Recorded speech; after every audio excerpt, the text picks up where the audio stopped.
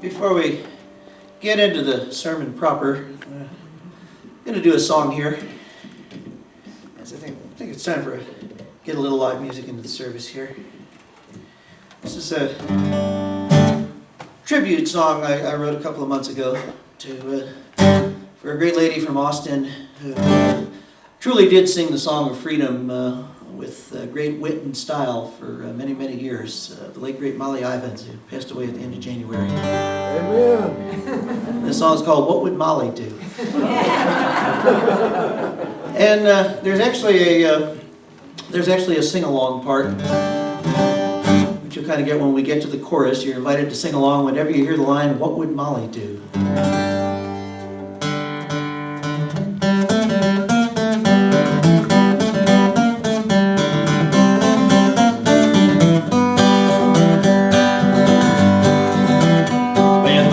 Are all a-hawking, and the doves are barely squawking, and the Middle East is one big barbecue.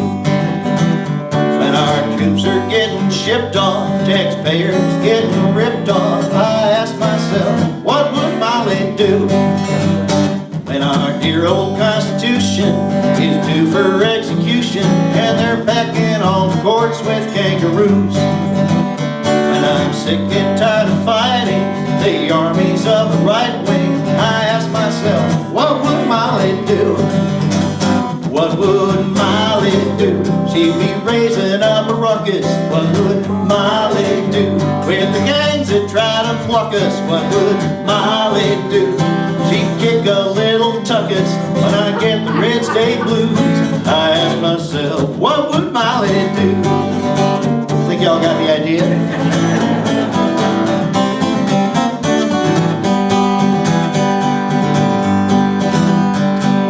See the wretched excess of the fat cats running Texas and the little people out on their wazoos. When our good old legislature flips the bird at Mother Nature, I ask myself, what would Molly do?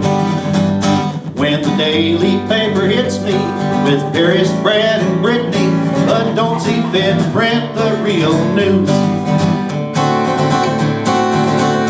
When talk shows try to shock me and the TV's getting foxy, I ask myself, what would Molly do? What would Molly do? She'd be tearing through the twaddle. What would Molly do? She would never Molly coddle. What would Molly do? She'd be pulling out the throttle when I get the red state blues. I ask myself, what would Molly do?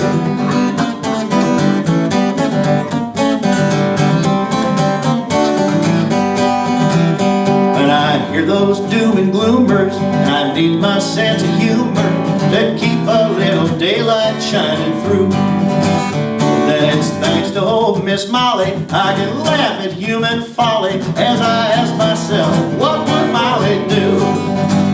What would Molly do? She would keep us all amused. What would Molly do? Costing up our bugaboos. What would Molly do? She'd say nothing is taboo. When I get the red state blues, I ask myself, what would Molly do? What would Molly do? What would Molly do? What would Molly do? Everybody! What would Molly do? What would Molly do? What would Molly do? What would Molly do? One more time! What would Molly do? What would Molly do? What would Molly do? What would Molly do?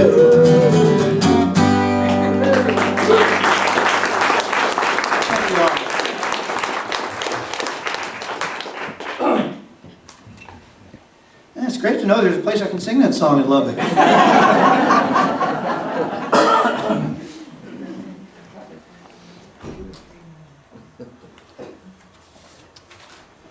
Well, I would like to... Hello?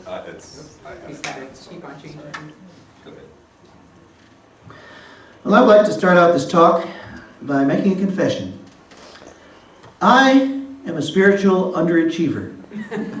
At least, that's what I used to think. When it comes to the spiritual life, I have all the self-discipline of the terrible twos. I would not last a week in a monastery for the simple reason I could never remember to fold my hands and pray 5 times a day. Until recently, I had never attended church on a regular basis.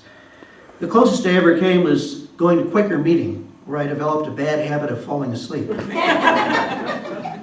For years, I was prone to beat myself up over my lack of spiritual success. I mean, by my age, Jesus, Buddha, and Hank Williams had all long since fulfilled their career goals. Me, I couldn't sit still on a cushion to meditate without drifting off into the most mundane of daydreams. I was trying so hard to follow other people's spiritual paths that it took a long time to notice that I was actually blazing one of my own. To decide that daydreams aren't so different from visions. To realize that I had been meditating for years. I just called it songwriting. Now, the first thing that people always ask about songwriting is, where do songs come from? Well, I like to say that songs come from the muse. Writing a song is making a prayer to the muse. You're sending out a request and you're hoping that she'll send something back, something other than return to sender. The muse is a jealous goddess. She demands constant attention. But if I keep bringing her flowers, she keeps giving me songs. Which is to say that the more attention I pay to songwriting, the more often a song will come to me. Now, the great Texas sage Townes Van Zandt had another answer to that question.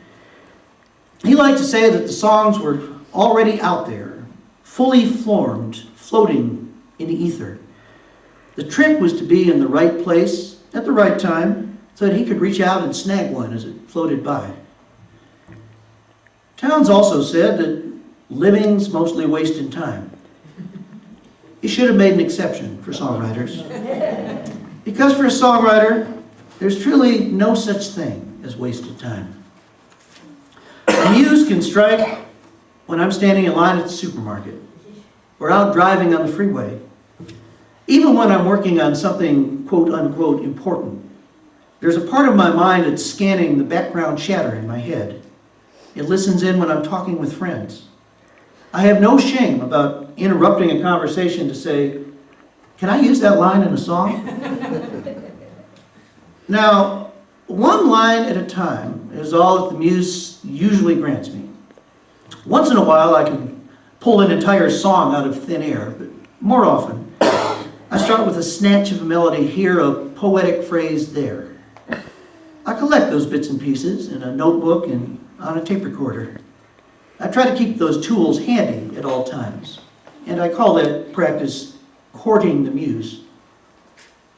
Now, once in a while, I get a fragment that makes my spider sense start to tingle. It points to something bigger. It tells me that there is a song out there waiting to be written. It's like finding a diamond in the dirt and feeling that there's a whole necklace down below. And if I go digging, I can put it together, piece by piece by piece. Of course, you do have to know where to put your shovel. I go prospecting for a song, the same place a mystic goes prospecting for enlightenment. Inside. St. Augustine was not a songwriter, but he beautifully described the songwriter's habitat. People travel to wonder at the height of mountains, at the huge waves of the sea, at the long courses of rivers, at the vast compass of the ocean, at the circular motion of the stars, and they pass by themselves without wondering. Those mountains, those oceans, and those stars are all on the inside. When I'm working on a song, I'm channeling Indiana Jones, stumbling over those psychic landscapes, running from my own monsters, and digging for pieces of buried treasure. So how does all this work in practice? I'd like to tell you a story, because all songwriting at root is storytelling. One December night, a dozen years ago, I was supposed to be playing a coffee house in Bay St. Louis, Mississippi. Trouble was, the folks who ran the coffee house completely forgot about the gig. No one showed up to unlock the door, which was just as well because nobody showed up to listen. While I was waiting there for Godot, I wandered down to the beach, which was just a couple of blocks away. For a while, I sat at the end of a pier. A star-spangled sky was dangling over the dark waters of the Mississippi Sound, and I had a flashback. For a moment, I was 6 years old. I was reading a star chart with my dad, and I was learning about the constellations.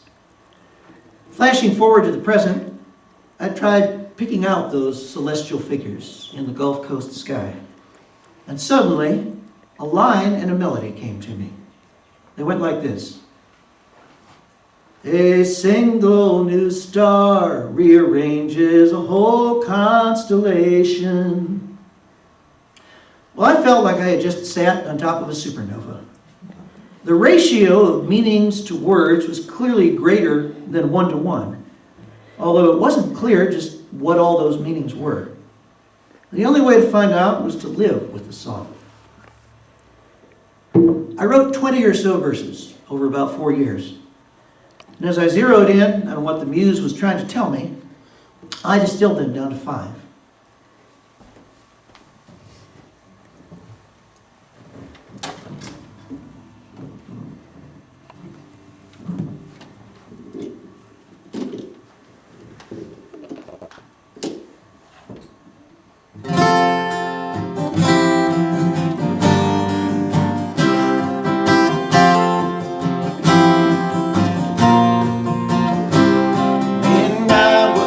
Young man, I used to go walking at midnight. Some things appear clearest to eyes that aren't blinded by daylight. I'd look to the sky and I'd search for a sign that would show me the road to be taken. A single new star rearranged a whole constellation. Now I am a sailor with ocean on every side of me, and the stars look so vast, they're frightening, yet they are lovely.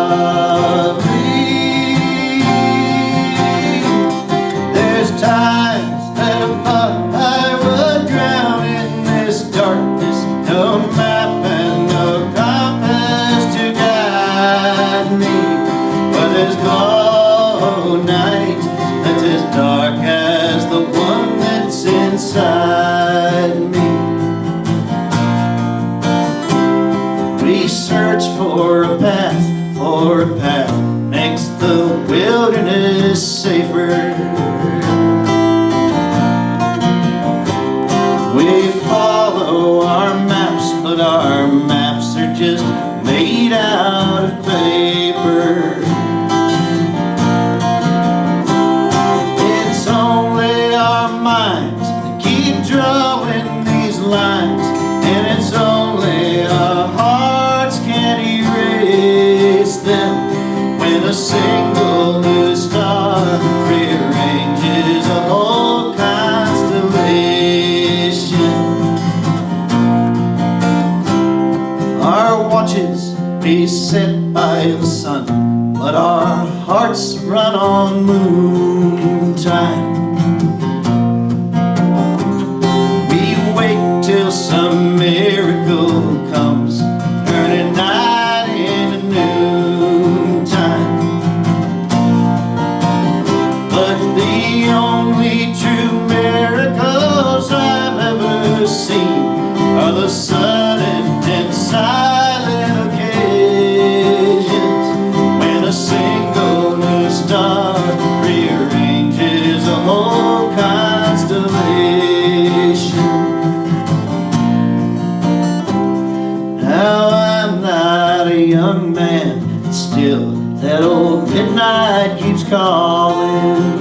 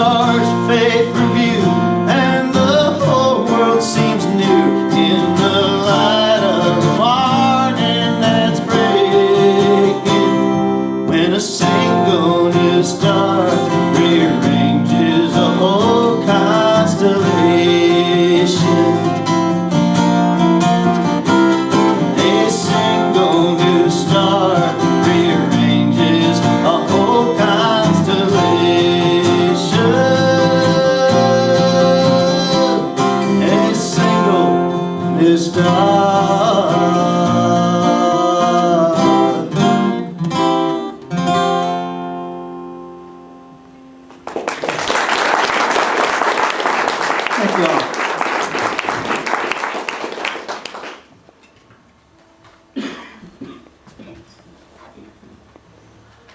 In my case, songwriting turned out to be the single news star that rearranged the constellation of my life. I picked up my first guitar in high school over Christmas break. In 1 month, I had mastered the chord changes to "I've been working on the railroad." I didn't take it too seriously at the time. I thought that being a folk singer might help to get me some dates. But then, I heard my first album by Bob Dylan and a song called "A Hard Rain's Gonna Fall." I had never known up till that moment that you could set poetry to music, and my heavens moved. Then and there, I wanted to be a songwriter. I came to feel that there was something sacred about a great song. My prophets were Dylan, Townes, Hank, Woody Guthrie, Joni Mitchell, Nancy Griffith, Chris Christopherson, Pete Seeger, and a legion of singers that you've probably never heard of, like my late friends Al Grierson and Dave Carter. They're as legion as the prophets of the Old Testament. Fast forward now to age 30. By then, I'd spent 4 years as a newspaper reporter in New Orleans. On the side, I was playing a couple of times a month in a coffee house uptown. It was getting time to make a change. The obvious move would have been to move to a bigger newspaper in a bigger city, but the muse had other ideas. About that time, I went backpacking in the Sierra Nevada. As I was gazing down from a mountaintop back over my 20s, it hit me that Mick Jagger had it about right. Who reads yesterday's papers? Nobody in the world. If I was going to write anything that might outlast my lifetime, it would probably be a song. 16 years ago, I quit my day job, moved to Austin, took a vow of poverty, and began my pursuit of a glamorous career as a Texas folk singer. Now, in retrospect, I had a thing or 12 to learn, but hey, that's what spiritual paths are all about. One thing that I'm still learning is how to condense a far-flung story into the fewest possible words. In his next song, it's 3 words.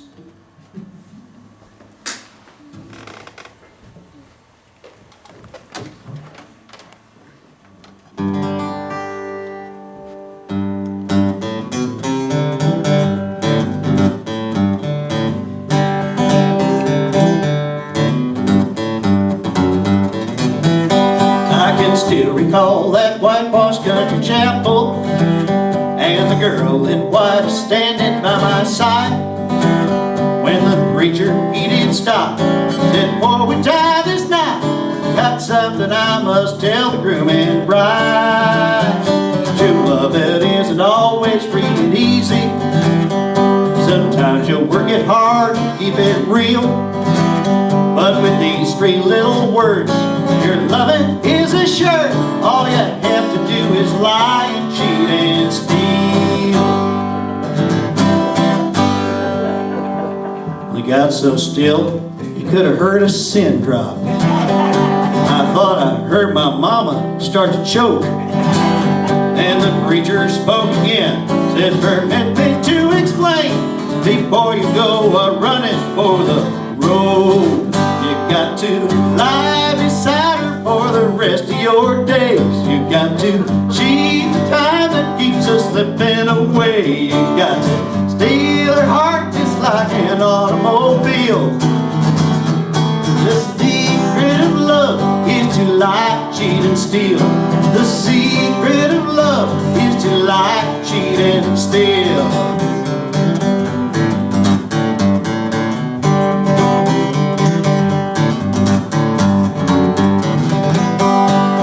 Every time we hear that jukebox playing about all those cheating hearts and lying eyes, I see my baby wink, our glasses start to clink, and we drink to all our blessings in disguise. And every time I rush into judgment about what she thinks or how she really feels, I stop and listen twice for the virtue in the vice, reminding me to lie, cheat, and steal. You've got to lie beside her for the rest of your days. You've got to cheat time that keeps us slipping away. You've got to steal her heart just like an automobile.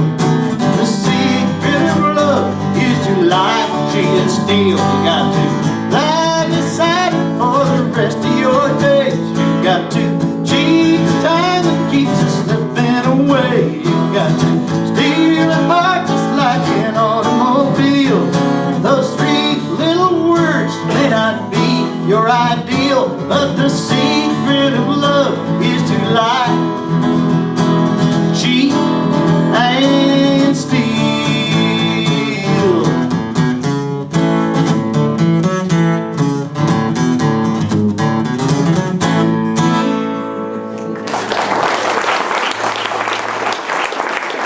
Thank you.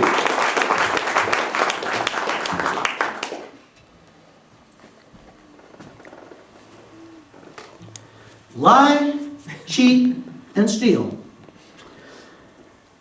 Those words have multiple meanings, and you hear them multiple times in the song. Repetition is part of what makes songwriting a poetic form.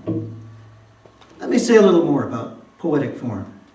Like a sonnet or a quatrain, a song uses a special structure to deliver a particular kind of emotional punch. You probably noticed that most poetry sounds pretty lame when you try to set it to music. And most song lyrics sound god-awful when you take the music away and try to recite them as poetry. The magic of songwriting is in the marriage of words and music, to touch you in ways that words alone rarely can do. As Nietzsche put it, poetry is language aspiring to the condition of music. Nietzsche was also a big fan of Greek tragedy. And if you look closely, a classic country song is actually a Reader's Digest condensed version of a Greek tragedy. As I said earlier, it's all storytelling. Usually a song comes in 3 acts. Of course, we call them verses. But the verses tell us a story, the beginning, the middle, and the end. In between verses, you have a chorus. Like Sophocles, the chorus drives home the story and comments on the moral. The verse is the solo part, while the chorus is the collective. It invites us all to join in and sing along. Of course, there are certain differences between Oedipus Rex and Mama Tried. I mentioned repetition. In a song, you usually hear a hook line over and over until it checks up in your head like an uninvited guest. I can't quote you all of Hamlet's soliloquy, but no matter how hard I try, I cannot purge my memory of the immortal words of Barry Manilow. At the Copacabana, the hottest spot north of Havana. From a different angle, that repetitious hook sounds a little bit like a religious chant. The echo of a few words lulls our conscious minds to sleep and etches a message directly into our souls. The message might be Ave Maria. It might be Hare Krishna. It might be Da-do ron ron ron, da-do ron ron.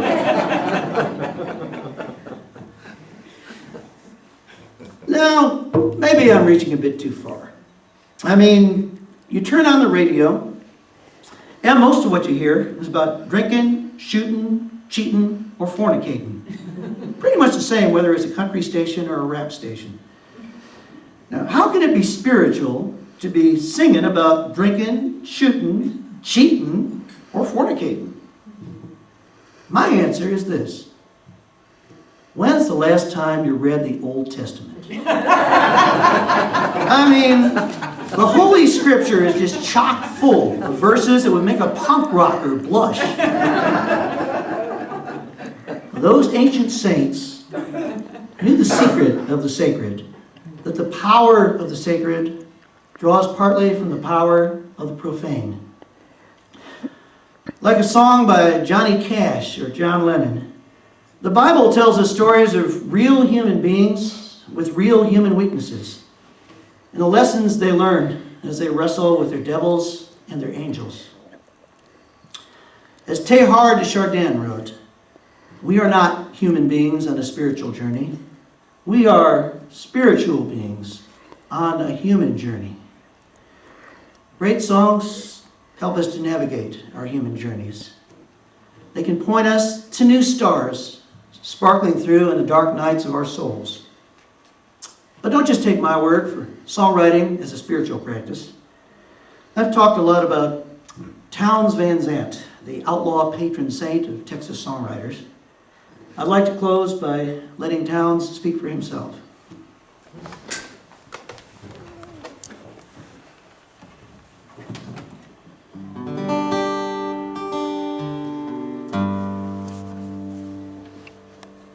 Now I can't say I love you, babe.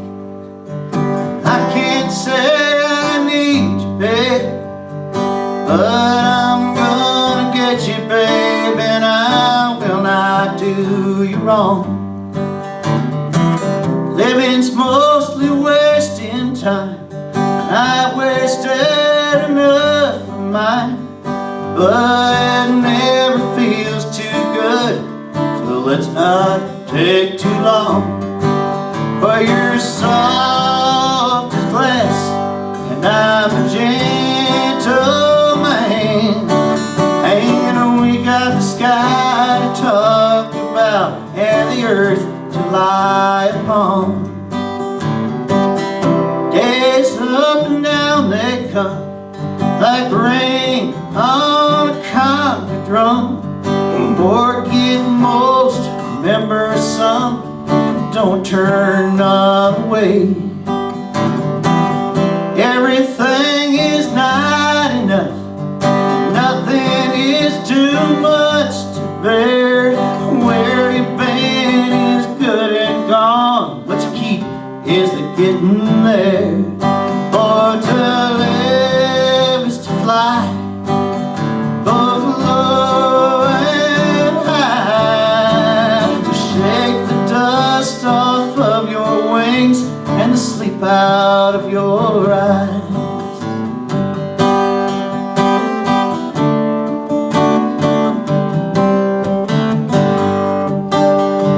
It's goodbye to all my friends. It's time to leave again.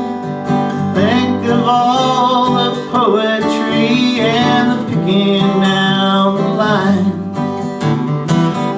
I miss the system here. The bottom's low, the treble's clear. But it don't pay to think too much on things that you leave behind. For I may be gone, but it won't be long. I've been bringing back the melody and the rhythm that I find. They all got holes to fill. Them holes are all that's real. Some fall on you like a storm. Sometimes we dig our own. The choice is yours to make, and the time is yours to take. Some dive into the sea, some toil upon the stone. For to live is to fly, both low and high, to shake the dust off of your wings and the sleep out of your eyes.